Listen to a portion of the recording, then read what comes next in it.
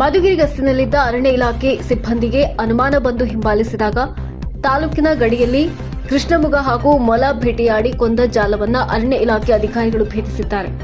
ತಾಲೂಕಿನ ಕೊಡಗೇನಹಳ್ಳಿ ವ್ಯಾಪ್ತಿಯಲ್ಲಿ ಗಸ್ತಿನಲ್ಲಿದ್ದ ಅರಣ್ಯ ಇಲಾಖೆ ಸಿಬ್ಬಂದಿಗೆ ಶ್ರಾವಣನಹಳ್ಳಿ ಗ್ರಾಮದ ಸಮೀಪ ಗೌರಿಬಿದನೂರು ಗಡಿಯ ಚಂದನದೂರು ಕ್ರಾಸ್ ಬಳಿ ರಾತ್ರಿ 11 ಗಂಟೆಗೆ ಟಾಟಾ ಕ್ವಾಲಿಸ್ ಕಾರ್ನ ಹಿಂಬಾಲಿಸಿದಾಗ ಕಾರ್ನ ವೇಗವಾಗಿ ಚಲಾಯಿಸುವ ರಭಸದಲ್ಲಿ ಚಾಲಕ ಕಲ್ಲಿಗೆ ಡಿಕ್ಕಿ ಹೊಡೆದು ಕಾರ್ನಲ್ಲಿದ್ದ 3 ಜನ ಪರಾರಿಯಾಗಿದ್ದಾರೆ. ಇನ್ನು ತಕ್ಷಣ ಸಿಬ್ಬಂದಿಗಳು ಕೆಎ 45M0054 ಟಾಟಾ ಕ್ವಾಲಿಸ್ ಕಾರ್ನ ಪರಿಶೀಲಿಸಿದಾಗ ಕಾರ್ನಲ್ಲಿ ಜಿಂಕೆ 2 ಮೊಲ ಹಾಗೂ M3 impact power platinum 720 gun 3 bullet box 3 headlight torch high pressure compressor 1 inverter ಹಾಗೂ 2 ಜೊತೆ ಚಪ್ಪಲಿನ ವಶಕ್ಕೆ ಪಡೆದಿದ್ದಾರೆ. ಇನ್ನು ವನ್ಯಜೀವಿಗಳನ್ನ ಮಾಂಸಕ್ಕಾಗಿ ಮಾರಾಟ ಮಾಡುವ ದೊಡ್ಡ ಜಾಲವೇ ಜಿಂಕೆಗಳ ಹತ್ಯೆ ಹಿಂದಿರುವ ಶಂಕೆ ಇದೆ. ಈ ಕೃತ್ಯದ ಹಿಂದಿರುವ ಜಾಲದ ಕುರಿತು ತನಿಖೆ ಚುರುಕುಗೊಂಡಿದೆ. ಇನ್ನು ಜಿಂಕೆ ಮೊಲ ಹಾಗೂ ವಾಹನವನ್ನ ವಶಕ್ಕೆ ಪಡೆದಿದ್ದು ಆರೋಪಿಗಳ ವಿರುದ್ಧ ವನ್ಯಜೀವಿ ಸಂರಕ್ಷಣಾ ಕಾಯ್ದೆಯಡಿ ಪ್ರಕರಣ ದಾಖಲಿಸಲಾಗಿದೆ. ಈ ಕಾರ್ಯಾಚರಣೆಯಲ್ಲಿ ಉಪ ಸಂರಕ್ಷಣಾಧಿಕಾರಿ ಮಲ್ಲಿಕಾರ್ಜುನಪ್ಪ, ವಲಯ ಅರಣ್ಯಾಧಿಕಾರಿ ಸುರೇಶ್ ಹಾಗೂ ಸಿಬ್ಬಂದಿ ಭಾಗವಹಿಸಿದ್ದಾರೆ. ನ್ಯೂಸ್ ಬ್ಯೂರೋ, ರಾಜಮುದ್ದೆ ನ್ಯೂಸ್, ಧ್ವನಿ ನಿಮ್ಮದು, ಜಾಲ ನಮ್ಮದು.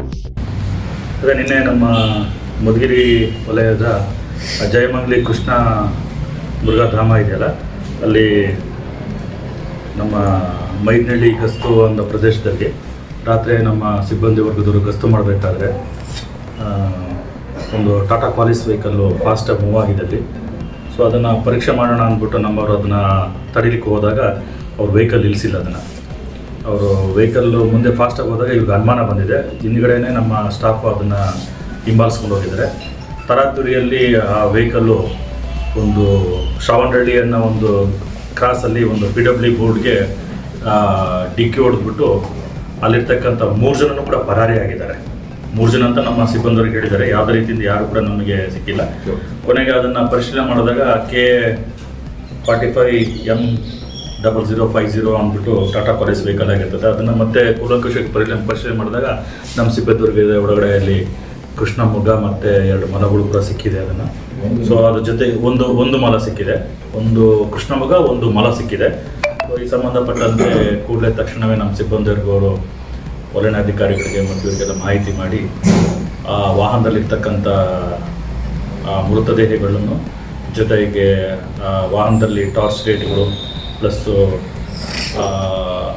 ರೈಫಲ್, ಸ್ಪೋರ್ಟಿಂಗ್ ರೈಫಲ್ ಗನ್ಗಳು, ಏರ್ ಗನ್ಗಳು, ಆಮೇಲೆ ಮಲ್ಟಿಪರ್ಪಸ್ ರೀಚಾರ್ಜಬಲ್ ಟಾರ್ಚ್ಗಳು ಸಿಕ್ಕಿದೆ. ಅದರಲ್ಲಿ ಪೋರ್ಟಬಲ್ ಹೈ ಪ್ರೆಷರ್ ಕಂಪ್ರೆಷನು ಸಿಕ್ಕಿದೆ. ಅದರಲ್ಲಿ ಆಮೇಲೆ ಪವರ್ ಸಪ್ಲೈ ಇನ್ವರ್ಟರ್ ಅಂತ ಒಂದು ಸಿಕ್ಕಿದೆ. ಅದರಲ್ಲಿ ಇದನ್ನು ನಾವು ನಮ್ಮ ಇದಕ್ಕೆ ವಶಕ್ಕೆ ಪಡ್ಕೊಂಡಿದ್ದೀವಿ. ಇದ್ರ ಬಗ್ಗೆ ತನಿಖೆ ನಡೀತಾ ಇದೆ.